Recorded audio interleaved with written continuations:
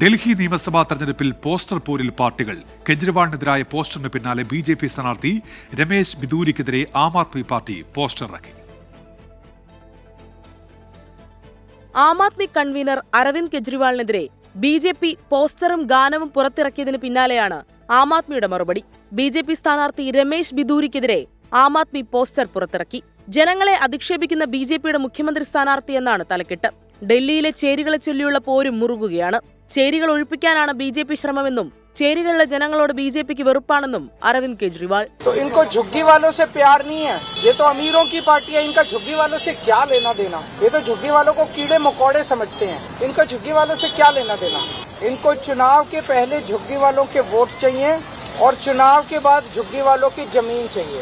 इनको उनकी जमीन से प्यार है और इनको उनके वोट से प्यार है.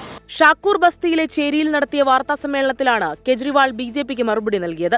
അരവിന്ദ് കെജ്രിവാൾ ഡൽഹി ജനതയെ സ്ഥിരമായി തെറ്റിദ്ധരിപ്പിക്കുകയാണെന്ന് ബിജെപി ഡൽഹി അധ്യക്ഷൻ വീരേന്ദർ സച്ദേവ് ആരോപിച്ചു. ഡൽഹി നിയമസഭാ തെരഞ്ഞെടുപ്പിലേക്കുള്ള കൂടുതൽ പ്രഖ്യാപനങ്ങൾ കോൺഗ്രസ് പാർട്ടി ഇന്ന് നടത്തും. 24 ഡൽഹി.